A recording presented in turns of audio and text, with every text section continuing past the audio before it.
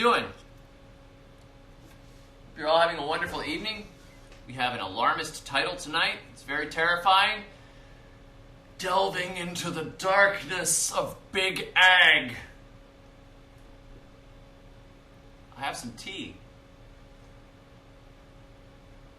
Brought to you by Monsanto. So I was working on this song here. This is 5'2" and eyes of blue, and oh, what that 5 foot could do. Has anybody seen my girl? Turned up nose, turned down hose, flapper, yes sir, one of those. Has anybody seen my girl? Oh man, I just love that. That's so classic. That's amazing. Fidel Nation, nice to see you here, man. Derek, Melinda, Leaf, Rich, Monsanto Evil Corporation, Dub Smash, hey, Nancy, Ken, Z.E., Deanna, Nathaniel, Alan, all right, man, Matt Jeeper. So, Peter, thank you very much. Peter sends a $7.99 super chat. Said, for all the ones I missed live this week. Yeah, I appreciate it. You know, YouTube is a tough place.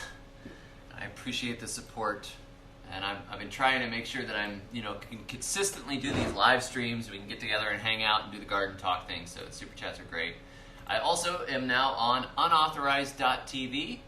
Already got. Let me check right now. Currently up to 18 subscribers. So I've got 18 good gardeners that are sponsoring my content over there at unauthorized.tv. There's a link below if you're interested in signing up. I put my South Florida Food Forest Workshop up there. I'm going to put the North Florida Gardening Workshop up there. I also put up Better Gardening Through Experimentation, and I have put up 21 Amazing Trees You Can Grow From Seed, which aired at the Homegrown Food Summit. You can get it from the Homegrown Food Summit, or you can sponsor me and you can get it from me. Either way, I make a bit of a percentage. So if you want to sign up, it's $5 a month at unauthorized.tv, or you can just watch what I have. I have quite a bit of free content up there too, and I'm just it's gonna be a place where I can put some more serious things up. I'll keep doing the YouTube stuff, but it's nice to have like a better recompense, I guess. Like I said, some of these videos I'll spend hours working on them and then make like $2 a month. So it's just like, why am I doing this? So anyhow, it's there if you're interested. But we have this scary, scary, scary stuff that we're going to talk about today, the United States of RoundUp. And this was triggered by an article I read this week, which I reposted on my blog. And this is pretty interesting stuff here. Let's see. Here we have, let's jump into it. Now, you guys know what glyphosate is, right? Glyphosate is RoundUp. RoundUp is a product of the Monsanto Corporation. The Monsanto Corporation was later bought by Bayer, who brought you aspirin. Now, I love aspirin. Aspirin's awesome. I don't like weed killers. But here is the estimated use on agricultural land. These are 2016 preliminary report here that I found on Zero Hedge, and I put a link. Triggered, thumbs down. Thank you. All right, man. So, estimated use on agricultural land in pounds per square mile. So here we go. So up to, you see this? In those dark brown areas, greater than 88 pounds a square mile. Holy moly, man. Now, I did a little bit of calculation here. I'm going to pull it up on my site. And one of these charts here, let me show you this one. First of all, there's the glyphosate use, which is just stunning to me, how much weed killer is poured into the ground. That can't be good, right? But here we go.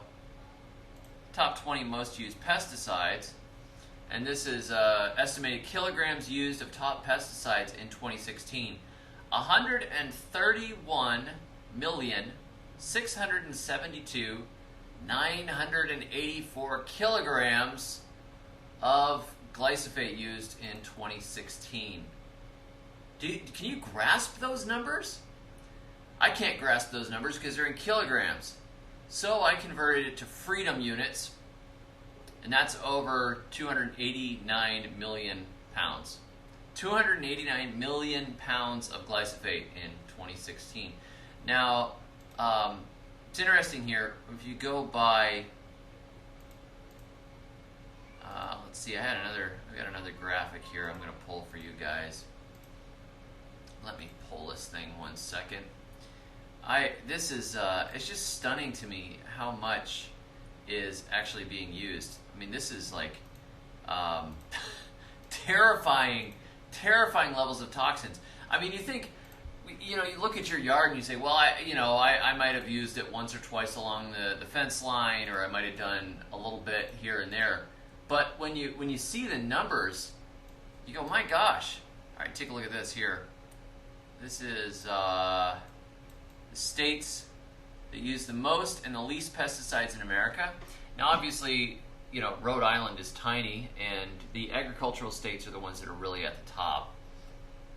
Look at California, 63 million kilograms. So you times that by 2.2, it's around 130 million pounds of glyphosate. Now, it's funny because California, they've got kind of a reputation as one of those green states. They do this and they do that and they do the other thing. But there's a lot of money in agriculture, and there's a lot of ways, a lot of this stuff. I mean, just people are going to do it. There's a lot of profit. I mean, everybody's like, capitalism is evil and wretched. Capitalism is the worst system.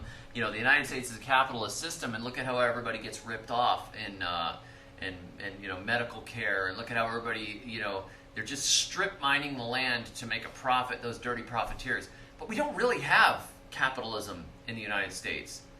Because if you did have capitalism in the United States, people would have come up with better alternatives for all kinds of things. Every time somebody comes up with a better alternative, well, they've got to go through this regulatory nightmare to get it out there. And a lot of people just quit. These big companies, I mean, why is General Motors still around? Why did we do cash for clunkers? A lot of this stuff this is not capitalism at all. Corporations, that's not even capitalism. Corporations are government entities. That's not laissez-faire capitalism. We don't have capitalism. They say, we have the worst bureaucracy of basically a socialist system with the worst greed of a capitalist system. So what we have is this cronyistic oligarchy with these great big corporations that can do stuff that you and I could never ever get away with. I mean, if you're a bank, you can do billions and billions of dollars in screwing people over and then get a couple $1 million fine. It's like if you or I robbed a bank, and you rob a bank and you get away with $50,000 and you have to pay a $1,000 fine on it. Guess what? You're going to keep robbing banks. And that's sort of the system we have, which is really kind of it's like the weirdest, wickedest, strangest bureaucratic nightmare. It's nothing like real capitalism, and it's nothing like true socialism either. We're not taking care of people by pooling our resources. We are, giving tons of money to pharmaceutical companies and basically the medical cartels and insurance companies, which are protected by the government, and then the government bureaucracy's got a huge slice of it. None of this stuff is working properly at all. So, holy moly! I mean, we don't. Like I said, we've got the worst. So what are you gonna do? So anyhow, yeah. I mean, I have I knew a guy who was more looking for like a socialist healthcare system. He's like, Obamacare is a good step, and I'm like, look, Obamacare is not really socialist healthcare either.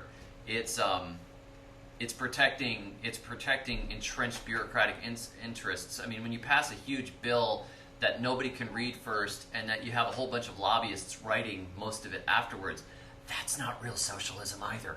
That's not a bunch of people pooling resources and caring for each other, and it's not allowing capitalism to work. Capitalism will find cheaper and better alternatives. Capitalism doesn't want people to die either, because you lose profit if your patients all die. The whole thing is just like these weird bureaucratic cartel systems. So that's enough of that, and we know, you know, who's responsible. Anyhow, back to, well, I'll get off of my I'll get off of my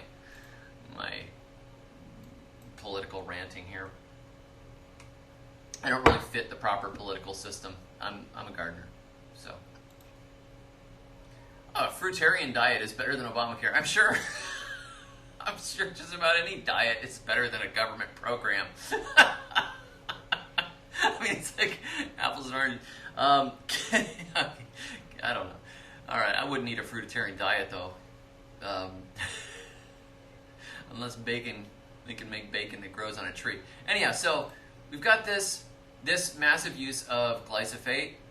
We have got the top 20 most used pesticides in America. You see glyphosate is way at the top there. Glyphosate is like, I'm saying glyphosate. Glyphosate is one of those herbicides that a lot of people believe is okay. And there's these arguments back and forth, like, well, you know, it breaks down really fast and it disappears. It's just like, whew, you know, it's gone. It's like magic. It just makes a bunch of plants die and then it disappears. It's like the plant killing fairy. You know, you just call on it and there you go.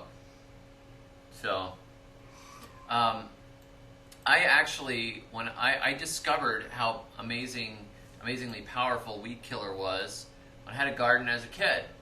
Now, I didn't know anything about gardening, really, when I started. I got some gardening books, and the gardening books said to spray stuff. Back then, it was, you know, 80s. The organic gardening thing was around, but basically, if you had a pest problem, you sprayed. And so, these little bugs had gotten into these marigolds that I had planted, and I had this beautiful patch of marigolds. So, I went into my parents' shed, where they had all kinds of different chemicals from various times and whatever, and accidentally I got a sprayer, and I thought it was supposed to be some insecticide that would kill bugs, and I sprayed the marigolds, and then I thought, there, I got rid of all the bugs on them, and then like a couple of days later, all of them were just brown and dying, and I was, what happened? What happened? So I went and I looked, and there were 2 spray bottles. One of them had weed killer in it, and one of them had insecticide in it. Now, today I would not spray either thing, but it was like horrifying to me how these plants just turned brown and died, like I'd gone out and burned them. Another story, I used to have an uncle who would garden.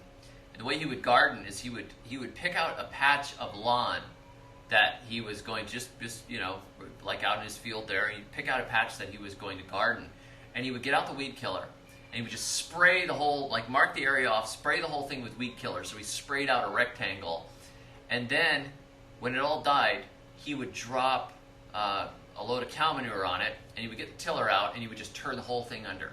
And he grew some beautiful gardens that way. He didn't have to weed when he started. It's so easy. You just call the weed killer fairy. And I think, you know, the convenience of it a lot of times is what pushes the homeowners to do it. So if you don't like socialism, don't take Social Security and Medicare money. I don't. Left man. So, but we're going to talk about that. The government is a terrible redistributor of wealth. They keep a huge chunk of it for themselves. You're better off giving stuff to your neighbors. I mean, it's a huge waste. No, I won't. I don't even live in the U.S., Rich. Goodbye. Anyhow, all right, so back to the most used pesticides in America. Atrazine, there's another one. Atrazine is one of those ones that's in Weed and Feed, if I remember correctly. Now you get down to number 4 and you look at, we've got sulfur. Sulfur is actually really not nasty. I have no problem with like copper sulfate and that sort of thing. But you see these things get worse and worse as we go down the list, and it gets so scary. Paraquat. I mean, a lot of these things are linked to health problems. I don't like this stuff. The problem is, if you were to just say, okay, nobody use weed killer anymore. Nobody use it. We're going to stop. We're going to ban glyphosate. We're just going to say goodbye to it.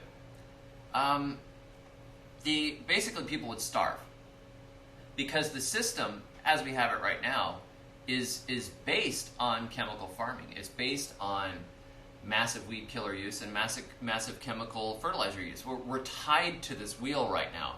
So, as much as I wish I could just say, hey, let's just say we're going to just come up with a solution. Goodbye. Like, we could get rid of plastic straws, right? Because sea turtles keep getting them stuck in their noses. Instead of, I think we should really educate sea turtles, but it's hard to catch them. They don't go to the same schools as fish, So there you go. But you could say, okay, we're going to get rid of plastic straws. But if you try to get rid of a chemical right away that's being used for all this farmland, I don't know the answer to that. We need to start switching systems. I remember discovering, farmers are going to no-till systems. No-till, that sounds great. Let's go to no-till systems.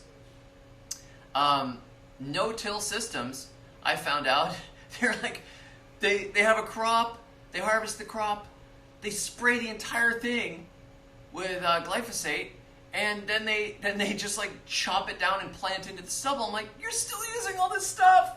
You get the benefit of the extra organic matter, but to actually do like organic no-till, it's really complicated. The system is not set up for it. Ecocentric Homestead says, necessity is the mother of invention. Laziness is the father. Yeah. Oh my goodness. So let me look here. I've got some other stuff to share with you guys. So right now, there is some, there's these lawsuits going on right now, and I've got a link right here to there's a story right now. Second U.S. jury says Monsanto's Roundup weed killer caused man's cancer. March 20th, a federal jury in San Francisco this week found that Roundup, a commonly used weed killer, played a major role in causing a man's cancer in California. This verdict delivered another major blow to Monsanto as it continues to fight a similar jury decision reached in 2018.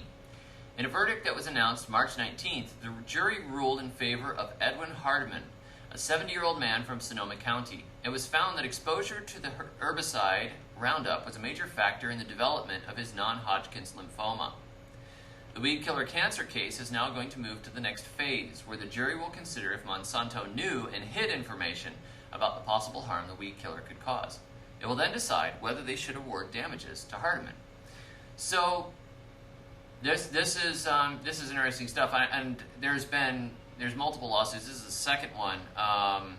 In August 2018, another jury in California awarded former groundskeeper Dwayne Johnson, a man with terminal non-Hodgkin's lymphoma, $290 million in damages. That award from the Roundup cancer lawsuit was reduced to $78 million and is currently being appealed. There have been studies that show that there are excessive amounts of glyphosate showing up in the food supply. Some people think that it is an endocrine disruptor, and it's responsible for the way men act today. Some men.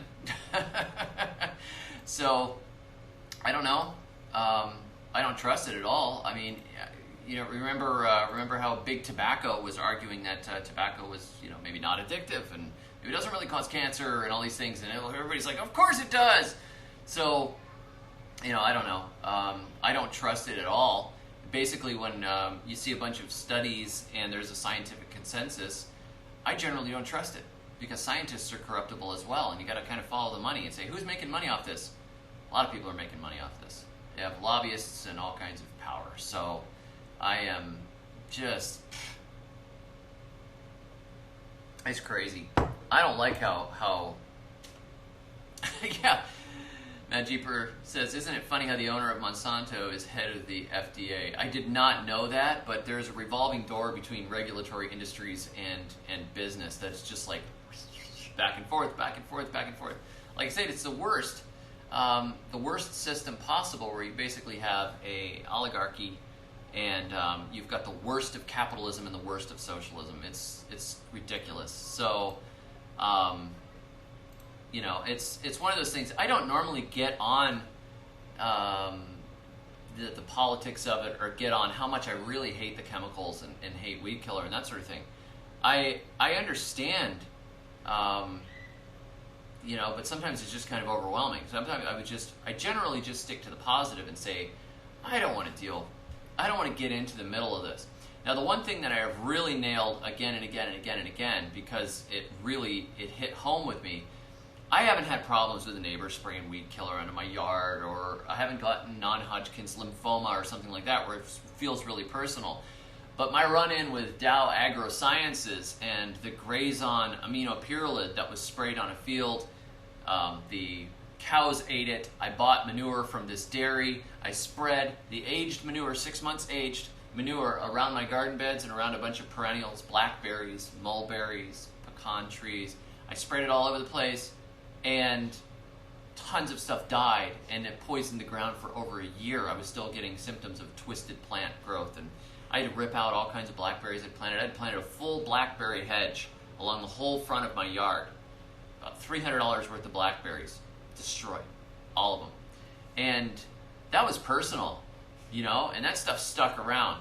I think we don't see the effects of Roundup quite so obviously as something like aminopyrrolid, which sticks around forever and it just keeps killing stuff. When you could spray the ground, till it under, you know, a little while later plant on it, it's like, it can't be that bad, you know? And, you know, more stuff is coming out. Some people think that the rise in celiac disease and the people's inability to digest wheat and all that stuff may be related. I don't digest wheat very well. I don't know. Maybe it's glyphosate. Could be. So, pro-punk, pro-Christ, anti-monoculture. That sounds good to me. So, yeah, science is often corrupt. And science is like our high priesthood these days. Scientists say this, scientists say this, scientists say this. Scientists are people too. There's money involved. So I don't have a lot of trust in it. I like things that I can observe myself as much as possible. Some things you just got to trust, but I certainly don't trust gigantic corporations making piles of money off stuff that they spray on plants, and these plants all die. The amount of destruction that weed killer does, you know, you just watch all of this life destroyed and you go, that just doesn't feel right to me. That just really seems wrong. Just right here it feels wrong. So there's these multiple cancer lawsuits. And you got to remember too, Monsanto has had some issues before. Anybody remember Agent Orange? Okay, Agent Orange. It was a very strong combination of herbicides, actually. Two of them combined together that were sprayed in Vietnam as a defoliant. They would destroy big chunks of jungle and spray crops in North Vietnamese. On History.com, Agent Orange was a powerful herbicide used by U.S. military forces during the Vietnam War to eliminate forest cover and crops for North Vietnamese and Viet Cong troops. The U.S. program, codenamed Operation Ranch Hand, sprayed more than 20 million gallons of various herbicides over Vietnam, Cambodia, and Laos from 1961 to 1971. Agent Orange, which contained the deadly chemical dioxin, was the most commonly used herbicide.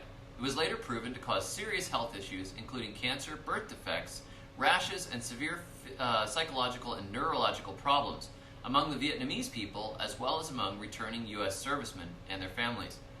If you ever get a chance to watch... If you ever get a chance to watch some of Paul Gauci explains, you know, why he has the limp that he has, and he links it to his time in Vietnam. and he says he was damaged, and he said he should be dead now with the health problems that he's had. So it's amazing. So, well, it depends, Alan, and if you count just observable reality as politics or not. I could really get into politics, but it's not really politics. I'm not endorsing any particular candidate or anything, especially when they're all evil and, you know, they're all controlled by.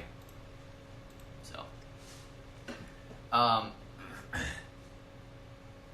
Dubsmash 2016 says, I don't think chemicals are a bad thing because everything is a chemical. Me, you, everybody, everything, every chemical product is made from natural things. The real problem is the harm that it has. Yeah, it's actually, you know, people say, I don't like chemical fertilizers. I like natural fertilizers. So you might go and get something like manure, but then the manure might have all kinds of contaminants in it from the way that the animals were kept, and they might have dewormers in it. It might have arsenic in it. There's a lot of stuff that it could have in it, potentially. And you might be better off just using 10-10-10. The whole thing is complicated. And I'm not a scientist, and if I were, you couldn't trust me anyway, so...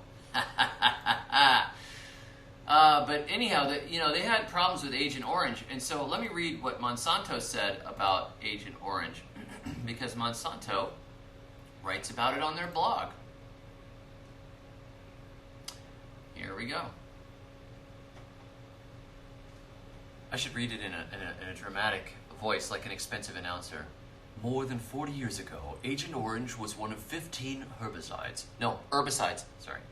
More than 40 years ago, Agent Orange was one of 15 herbicides used by the U.S. military as a defoliant in the Vietnam War to protect and save the lives of U.S. and Allied soldiers.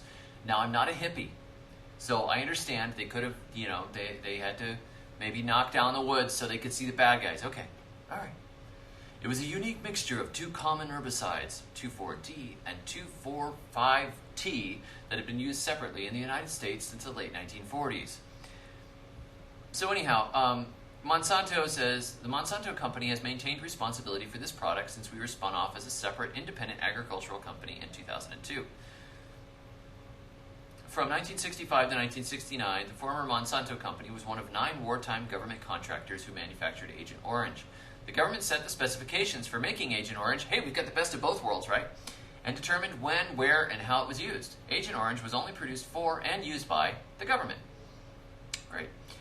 Research on Agent Orange, skipping ahead here, has been conducted for decades and continues today.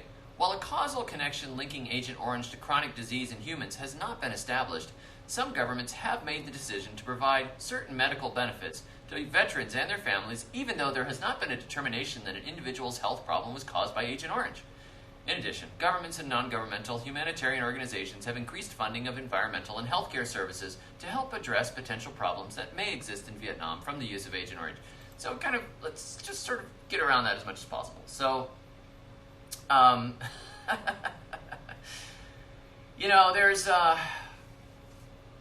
it's just such a mess.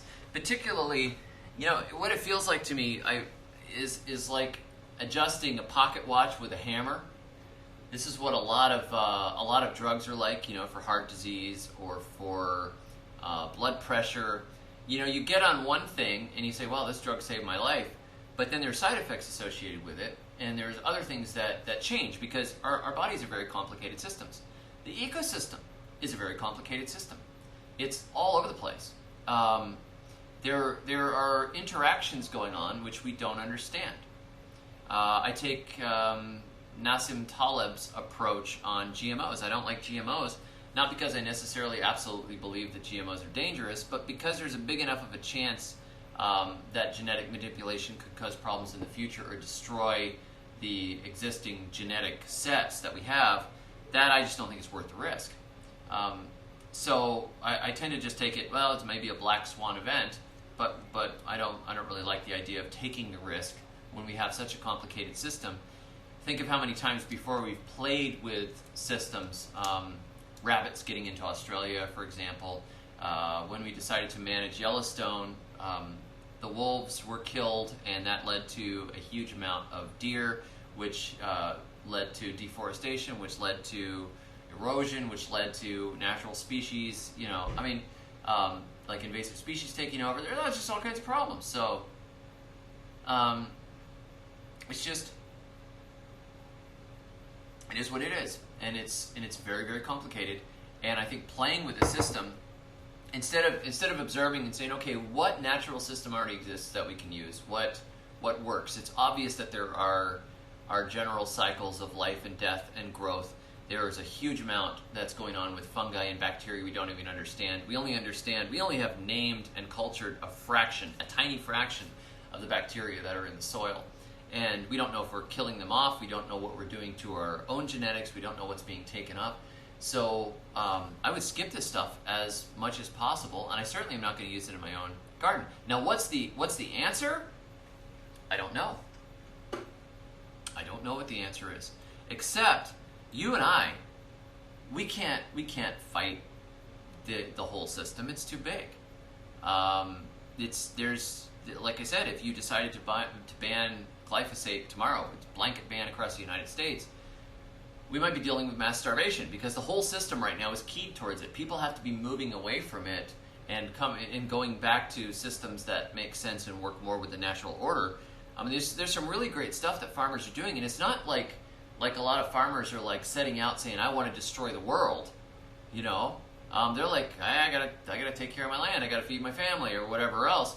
Some of these farmers, they're just stuck on the wheel.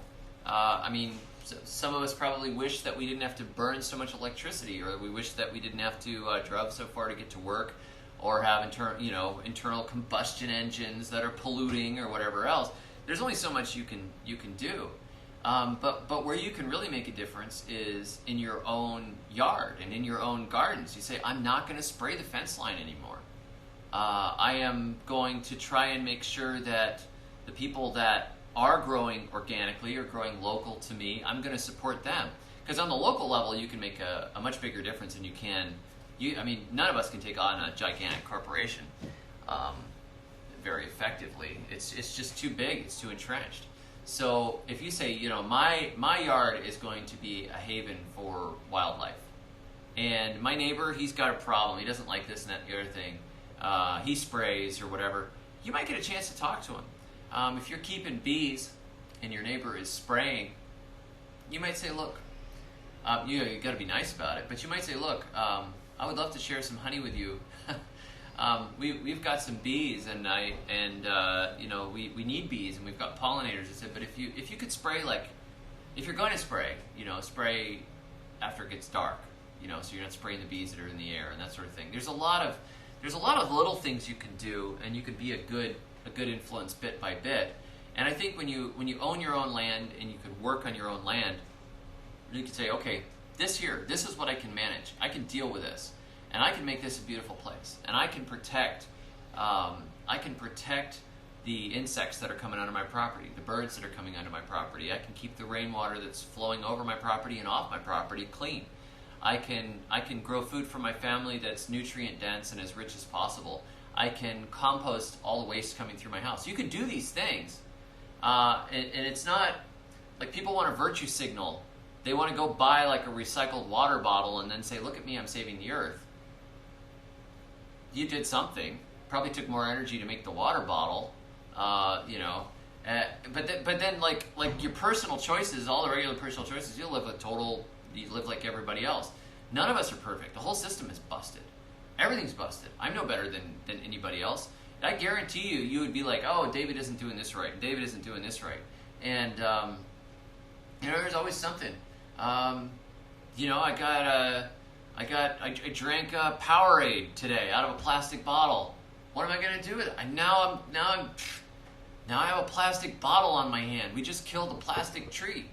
So I'd love to find a way to escape all this stuff as best as possible.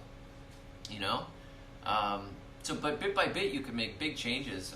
My old property in North Florida, the amount of life that came into it, the wildflowers that showed up, the mushrooms that showed up, the beetles I mean, beautiful beetles. The big-eyed elater. This is like a beetle that's like that long.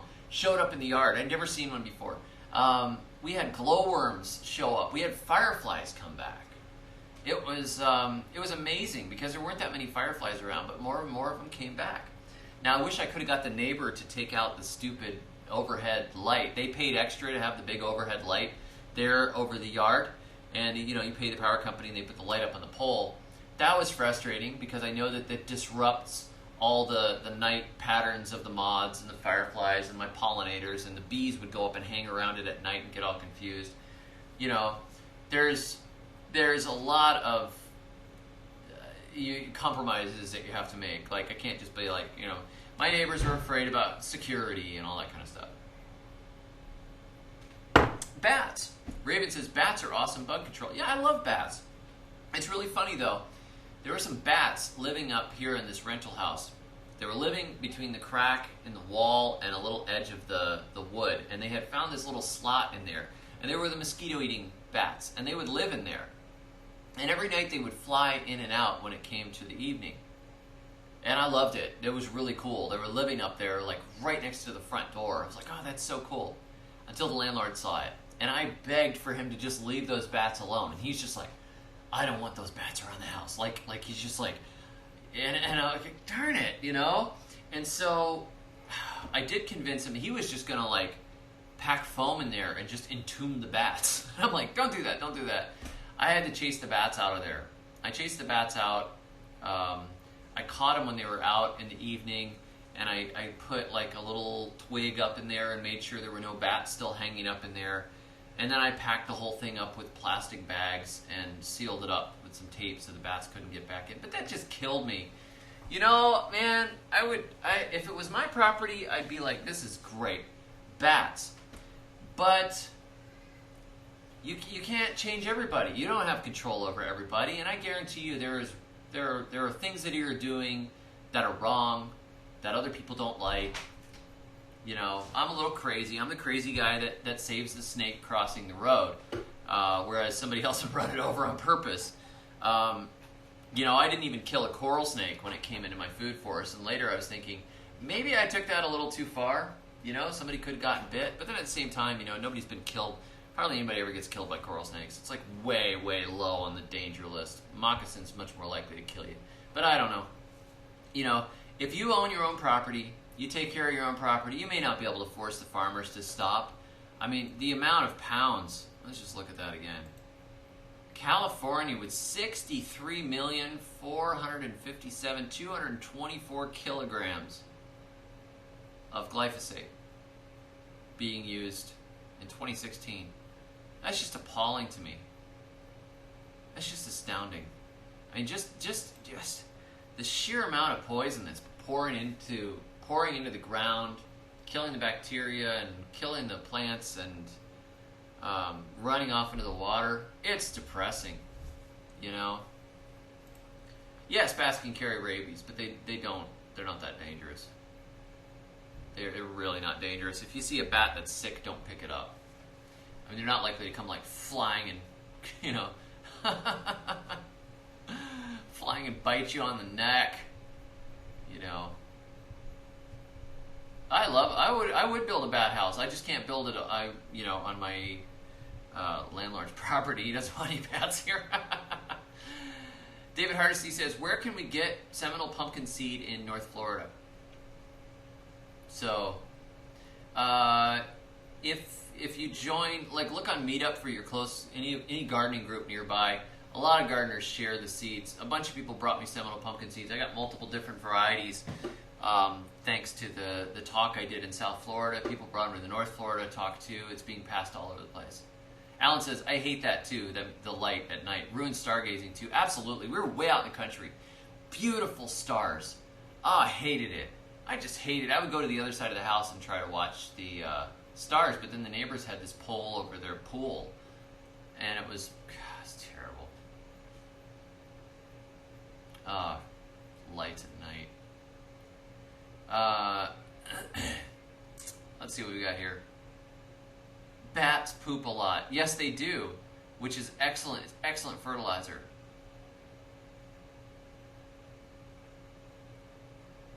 Sean says, but can bats carry the weight of their sins? Ay, ay, ay.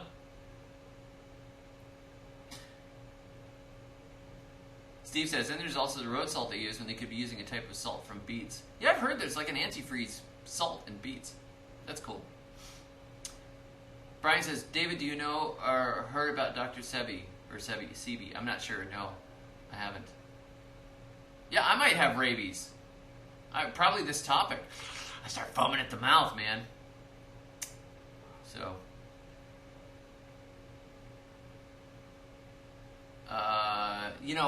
Baker Creek usually has them too. Seminole pumpkin seeds.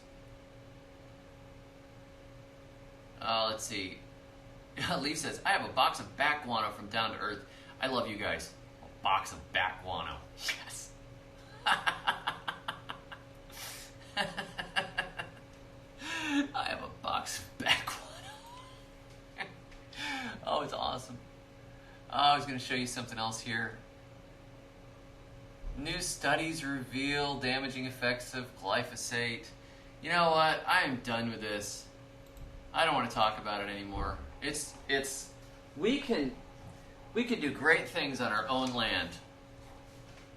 Be the change you want to see in the world. Be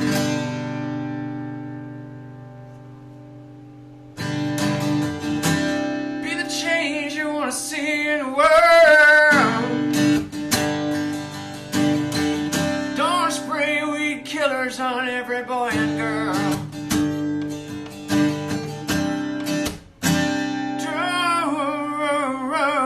Disrupt your endocrines. Yours is yours and mine is mine. Glyphosate. We need love, not hate. We don't want runoff. Wind down on RoundUp. Oh, that was so perfect, John.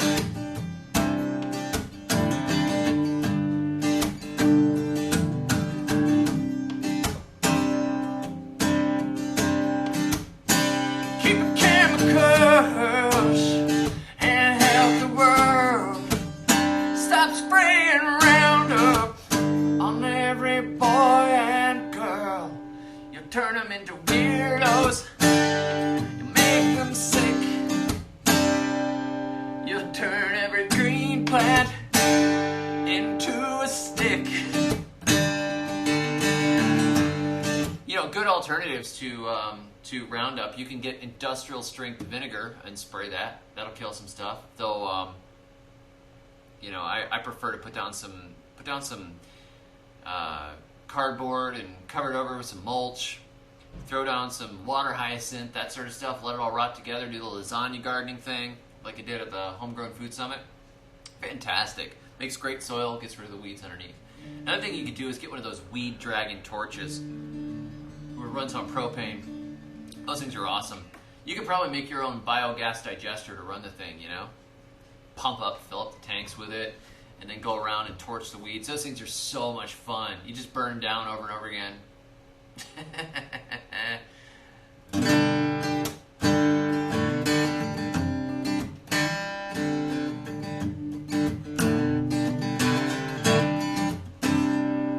Ken Bone says, my greenhouse killed 3 birds this month. I think I should move it. Yeah, actually, birds would fly into my greenhouse now and again, and we'd have to go in and catch them and let them out.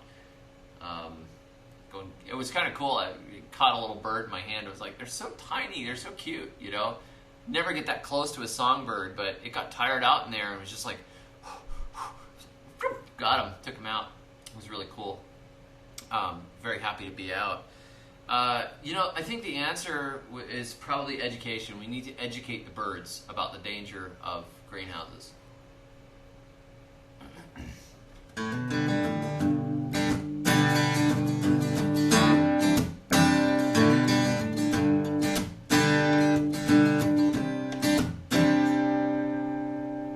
Scientists are corrupted. Corporations run the world. Seems like everywhere you turn, they're spraying weed kill.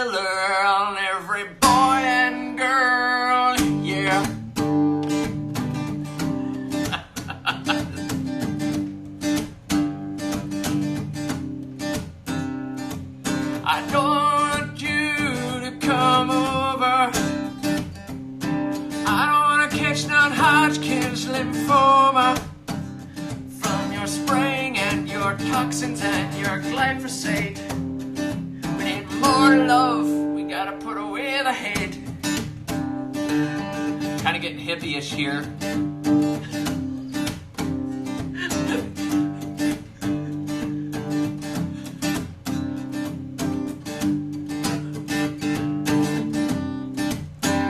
Spraying pesticides so the bees don't know how to dance.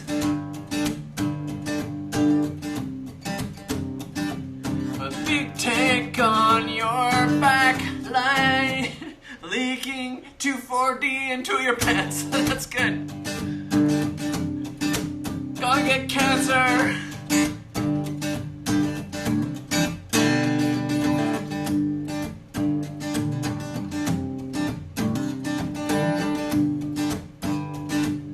This is a protest song. The bees can't even dance. A weed killer won't give bees a chance. You think you're going no-till, but you're using RoundUp still.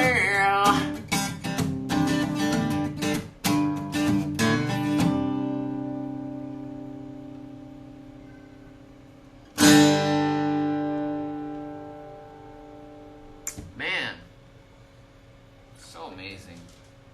So amazing to do these songs. You know, people, we are changing the world. We are changing the world 1 yard at a time.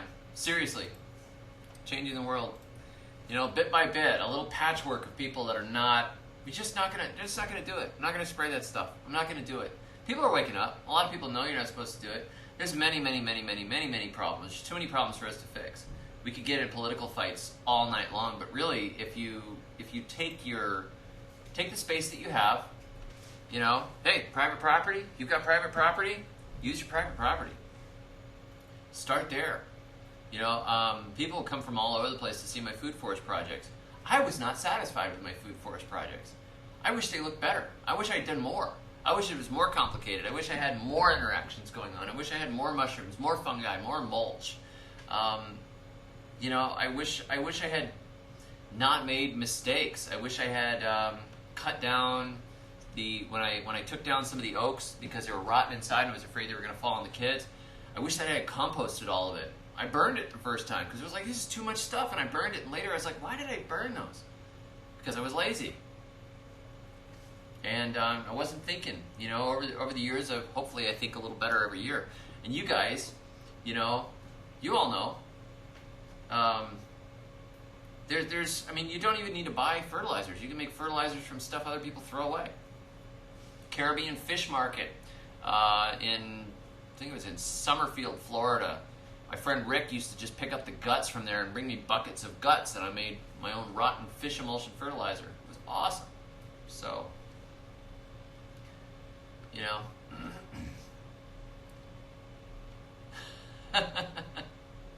Steve Rogers says, I was checking on some cuttings I took in plastic bags and saw this circle in the soil and got worried. In closer inspection, it was just a worm. You know, it's really funny. I would make my own potting soil mixes with a lot of I would use rotten mulch. I would get the tree company mulch, let it rot down for a couple of years, and I would mix it into some purchased potting soil. And it had so much life in it that, like, a lot of the pots in my nursery, because I was running my nursery, the only thing I didn't do organically in the nursery was I used this slow-release elemental fertilizer that would last like 6 to 9 months. Because I was using rabbit manure, and people didn't like the manure on the top of the pots. People are like, are those like droppings? Yes, they're dropping. So I started using this other stuff, and it actually fed the plants better, because pots are sort of an unnatural environment for plants. But it obviously didn't hurt the soil life very much, because I always had worms. Like, earthworms were in and out of all the pots. And it was really cool, you know.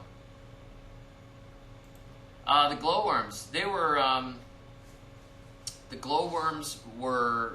probably the juvenile stage of fireflies. They were just all over the place. So, anyhow, guys, you can make the difference. I'm not going to do many talks like this where we get all angry and foaming at the mouth about things, but I just was so astounded by the sheer quantity, almost like 300 million pounds of glyphosate in just the United States. That's horrifying. And when a company is making that much money, it can basically buy everything, buy all the lobbyists, buy all the government, do whatever it wants. So, we're just small fry. We're all important in God's eyes, and the corporations and the wicked people that run them will eventually be judged. I believe that to the bottom of my heart. So do what you can right now, and do your best. Be good gardeners, and we can change things. We can change things, at least in our own space. So, Monsanto is the devil. Yep. Yeah, Top Secret Bear says, hey man, say hi to Owen for me. Didn't the guy who sued win a buttload of money too? Yes. Yes, but it's not really a big satisfaction if you're dying of lymphoma. Matt Jeeper, New Hampshire says, if only you knew what was sprayed in the skies. Yeah, man. Who knows what they're spraying in the skies? Crazy. So, I've even seen it here. It's like you've got this beautiful jungle growth and everything, and just this rich tapestry of life, and then these big, like, burned-looking spots way down the sides of the road and along fence lines where people have just gone out and blasted that garbage everywhere. It's incredible. So, unbelievable. Faith, thank you very much. Faith sends $14.99 super chat. Love your message. Garden on. Well, thank you so much. I really appreciate it. The biggest thing I don't like is that graze on stuff because it destroyed my whole garden. Brian says, do you have banana farms? Banana farms? Yeah, they're banana farms, and I met a guy who was all kind of unhealthy and shaky, and he had he worked for the government, and he had a shirt on. He was like a quarantine officer, and he said he was convinced that he was ill because of all the chemicals that he had sprayed farming bananas and the chemicals they had been recommending. Really sad.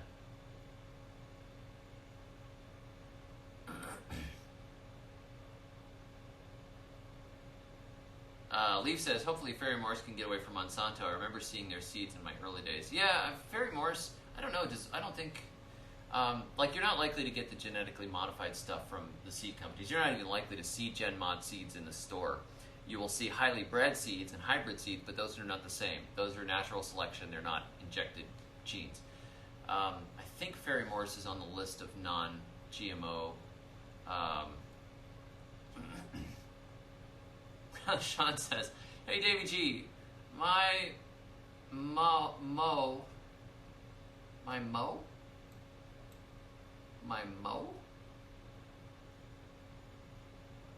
Mom, there we go. See the next one, my Mo said she'd rather die than use human manure, even in a survival situation. Any tips on how to win her over? My only idea so far is prayers. Well, that might work. Prayer may be it. I had quite a distaste of the idea. I remember first reading it, and I think it was Mother Earth News, an article on human manure, and just going, no, you gotta be kidding me. We are civilized people. It took me a while to come around to the idea. I got more and more interested in it as I was thinking of how much waste is just being thrown into the water supply and then recycled through and in poor. It's really a poor system. You use like nice clean water, and you put a little of what could be fertilizer in it. Now, obviously, there's E. coli and all that stuff, so I understand. I understand the system, and it's very important when you're in a city, in particular, not to have cesspools running along the sides of the road and stuff. People get sick. New diseases show up that haven't been around in hundreds of years if it's done poorly. But the system was obviously designed to cycle these nutrients. We eat and we excrete, and what we excrete feeds the plants, and then we can eat again. So it's I don't think you necessarily have to convince her. I would say do it for yourself, and You know, if it gets to a survival situation, you're totally going to need it. If you think of how much manure and urine is produced by a single person over the course of a year, it's enough to probably feed a lot of your gardens. So it's a tough one. It's a tough one, and I you know, we have a built-in disgust. Having a high disgust level is not necessarily, that's not a bad thing. People with low disgust levels end up with busted societies and problems sometimes. You don't want to have no disgust. That's bad. We have built-in disgust. It's just being able to handle and manage the system properly. And some people are never going to come around to that. Get her composting the paper, the bills. Get her composting lasagna. Yeah, you work up to it. She may not do it, so.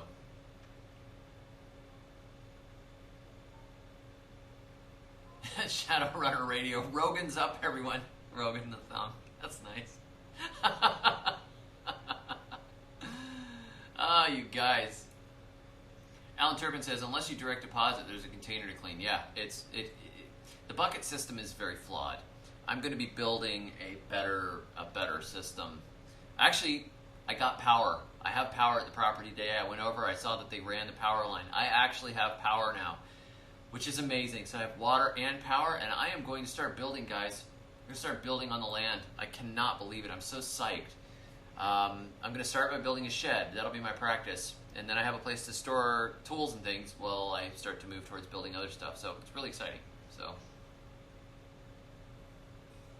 I have a bunch more videos from Florida too. I've got to edit and post for you guys. Haven't gotten around to it yet.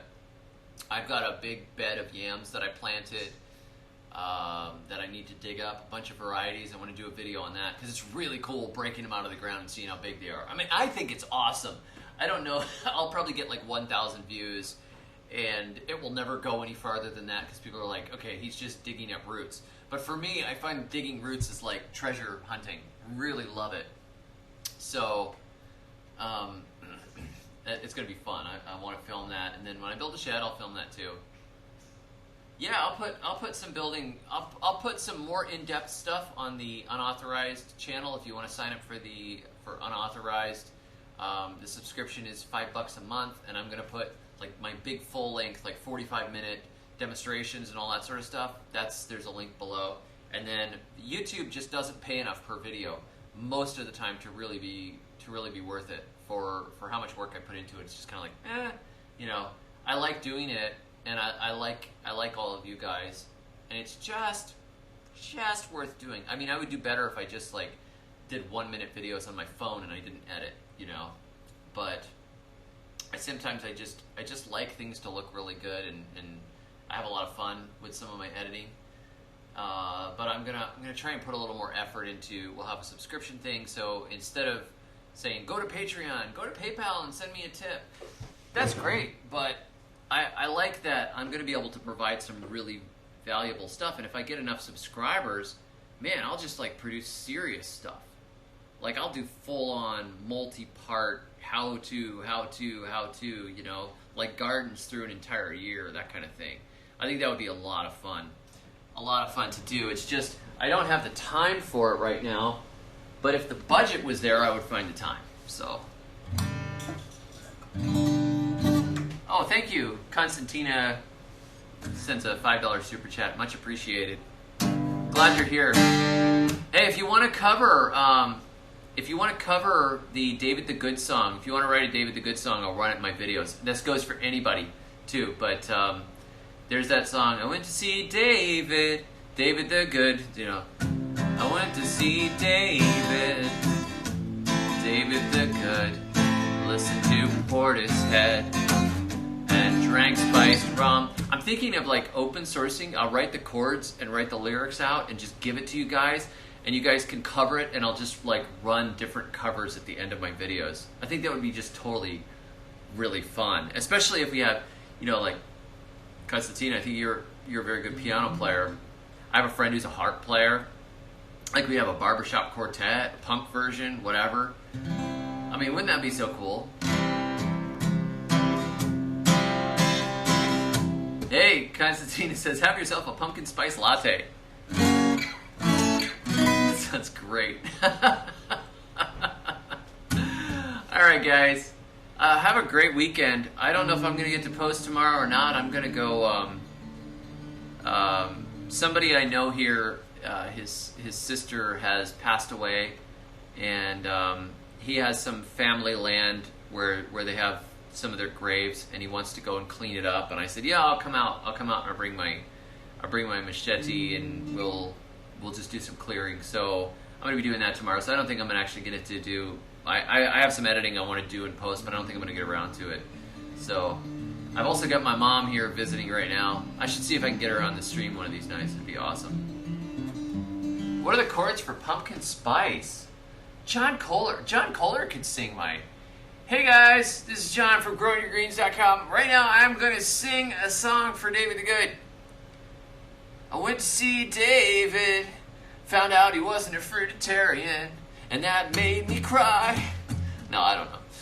I like John. I'm going to pick on John. What are the chords for Pumpkin Spice? Right now it's a C, an F, and a G. What are the chords for Pumpkin Spice? I don't know, except these three.